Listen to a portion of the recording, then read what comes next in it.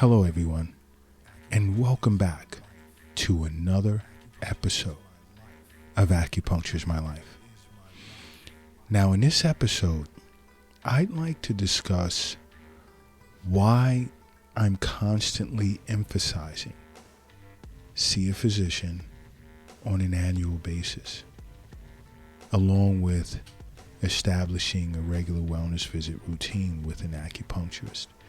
Because I get this a lot, and especially as of late, and I hadn't been responding, but I get this a lot from individuals who message Acupuncture is My Life on the Acupuncture is My Life app. And if you don't already have the app, feel free to download it. It's free at your app store. It's a great tool to have. So much to learn, and if you have any questions regarding acupuncture or Eastern nutrition, you can shoot us a message and we'll get right back to you. But individuals have been asking, like, why do you keep bringing up see a physician on an annual basis? You're a doctor of acupuncture, and what if we just want to see you or just an acupuncturist? And I understand that, and that is your choice. But many times, acupuncturists, when explaining different patterns and so forth to a patient, many individuals get confused. They don't fully understand, and it throws them off. Understanding patterns is lung yin, lung qi deficiency, kidney yang deficiency, or it goes on. I could be here all day, going over different patterns. But what usually helps is, let's just say, when you've seen your physician for your annual checkup, more times than not, you'll have blood work done. And there's so many dangerous conditions that can be detected by blood work that's good to have and to take to your acupuncturist to discuss potential treatment protocols, how it can be treated, because there's so many diseases or disorders that'll come up in your blood work. And your acupuncturist could then sit down and explain to you, what's going on with you internally from an acupuncture perspective, and relative to the theory of yin and yang and the importance of balance. What aspect of yin and yang is out of balance, and what needs to be done to restore balance so that the body can self-regulate. And many times, especially here at the Acupuncture is My Life clinic in New York City, when we see a new patient, more times than not, we'll request that they see their physician. If they don't have one, we have physicians we refer them to, and we'll sit and go over their blood work with them.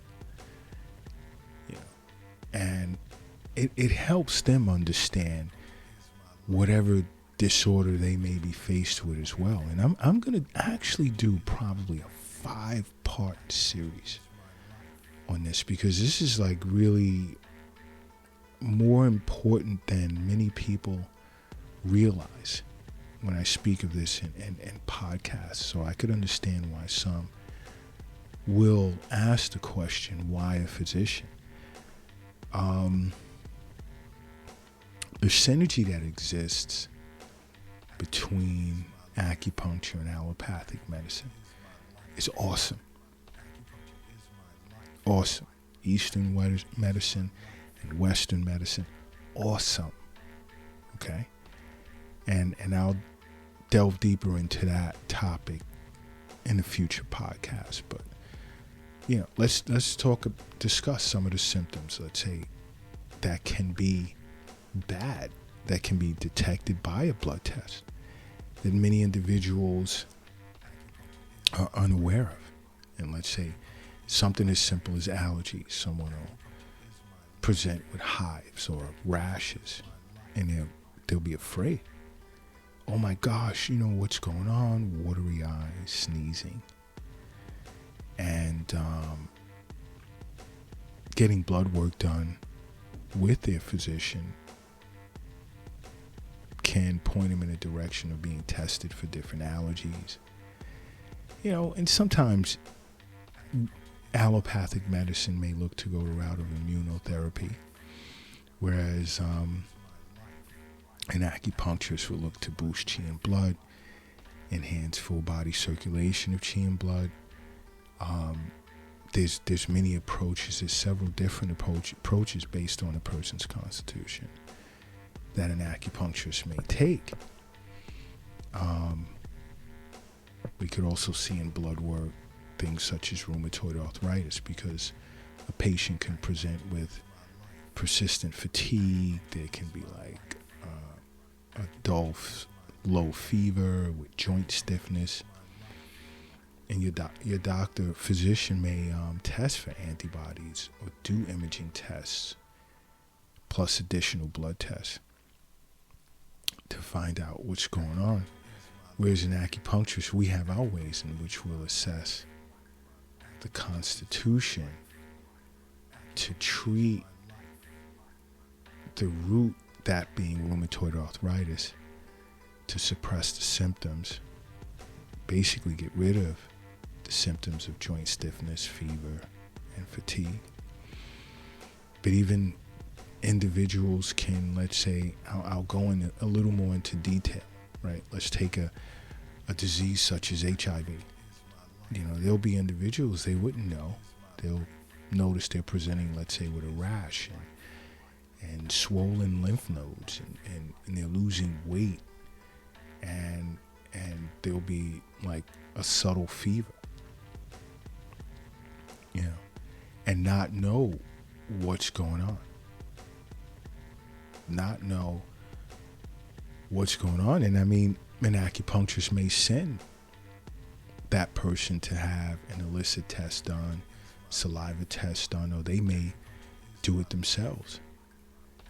Send them to the physician to have viral load tests done. Because HIV, there are certain patterns. And this is where it gets deep with acupuncture, because everyone's different, and a disease isn't just one disease and that's it to an acupuncturist. It can be, let's say HIV can be 4 different basic patterns. One can be febrile pathogens depriving the lung and stomach yin. And that type of person would present with a fever, sore throat. There could be a dry cough with scanty sputum or blood-tinged sputum. They can experience chest congestion or even chest pain with dyspnea, rashes, night sweating. Or another pattern could be that person's chi is sinking, and as a result, heat is accumulating in the stomach and the intestines. And an individual of such would present with a recurrent fever. There'll be lassitude with emaciation. There'll be nausea and vomiting, abdominal pain, diarrhea with blood in it. Or another pattern of HIV to an acupuncturist can be phlegm heat that mists the orifices, and it tends to lodge like in the terminal yin. Now, terminal yin, this is really serious. But I'm going to recommend you sit with an acupuncturist if you're experiencing any of these symptoms relative to HIV, because there are treatment protocols for it. But let's say someone who's experiencing phlegm heat that mists the orifices and it lodges in the terminal yin, that patient would present with, let's say, headache, fever, nausea and vomiting with irritability. There'll be some delirium, loss of consciousness. There could be stiff neck, convulsions, spasms of the extremities, which is pretty serious. And along with another pattern of HIV, which can be separation and disconnection of both yin and yang. Now, that type of patient could present with severe diarrhea or even fecal incontinence. There could be severe vomiting and unable to eat food. There'll be emaciation, lethargy, spontaneous, or even night sweating. And then they'll notice their nails are like really pale, and they'll have dry, lusterless hair. So you see, when you go get blood work done on your annual checkup with the physician, you bring these back to an acupuncturist. They'll further assess you to see what pattern is related to this disease in which you're faced with. You see your physician on an annual basis. Let's say blood tests can indicate this pulmonary embolism. You can experience shortness of breath. Your checkup, your physical, can indicate there's signs of pulmonary embolism relative to shortness of breath, chest pain, cough. Physician may do a chest x-ray with ultrasound or a spiral CT scan. Another is diabetes. There are individuals who will go in and have an A1C test done. Or the physician may know to do that right off the bat without even discussing it. Physician may notice the patient is presenting with slow healing sores, faced with extreme hunger and thirst, urinating a lot. Basic patterns of diabetes to an acupuncturist has a lot to do with the three jowls, right? You have your upper jowl, which has your lung and your heart, middle jowl, stomach and spleen, lower jowl, kidney, liver, and there's other organs involved. And let's just say you can have an upper jowl deficiency of lung heat injuring the body fluids. That can be a pattern to an acupuncturist of diabetes, where a patient can present with irritability. They tend to drink a lot. They have a dry mouth, dry tongue. Or they can have a middle jowl deficiency with its excess stomach heat. So they just want to eat a lot. That's called polyphagia, where you're always hungry and you're eating a lot. And they'll have dry stools. Or they can have a lower jowl deficiency with its kidney yin deficiency, where they're urinating a lot and it's turbid and cloudy or sweet smelling urine.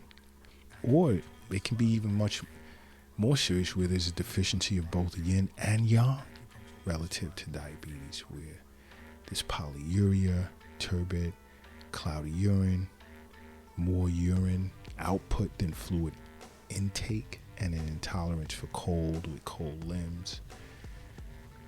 So when you go and you do your physical and you take your blood work to your acupuncturist or an acupuncturist, these are the things that they'll sit and they'll go into detail with you about and further assess your situation to determine what's going on. Because let's just say even like a person can be presenting with a rash, and annual checkup would reveal Lyme disease.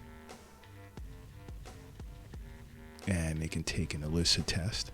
The physician would administer an illicit test, or vitamin K deficiency, because the individual is wondering why their stool is so dark. And a physician could have done a stool sample, noticed there's excessive bleeding, conduct a coagulation test or a PT test, and then go sit with their acupuncturist. There's many ways that this disorder is assessed and treated. Another is hypothyroidism. A person can realize their heart is always beating fast, they sweat a lot, they have an increased appetite, problems with sleep. Certain tests the physician will run. See, to an acupuncturist. See, once diagnosed with hypothyroidism, patient would see an acupuncturist. An acupuncturist would further assess. See, to an acupuncturist, hypothyroidism can be as a result of, let's say, qi stagnation and phlegm accumulation surrounding the thyroid cartilage in the neck. And once chronic, it can precipitate blood stasis, or it can even turn into extreme heat and injure a person's yin. These things are important. Having blood tests and your annual physical with a physician is important. Even lymphoma can be detected as a result of swollen lymph nodes, fatigue, fever. So when I say or recommend you see your physician on an annual basis, and you have blood work done, you take it back to your acupuncturist and sit down, and they'll translate it in acupuncture terms, Eastern medicine terms, and get you to really understand what's going on with you from a yin and yang perspective. What's out of balance? What's actually happening? And these things are important, and it helps so many people go a long way in understanding themselves and the uniqueness of their constitution. But I'm going to do a few more parts in discussion on dangerous diseases that are detected in blood work and how it's looked at in the eyes of an acupuncturist and how it can be treated as well. All right? But in the interim, make acupuncture a part of your life, because acupuncture is my life. What's yours?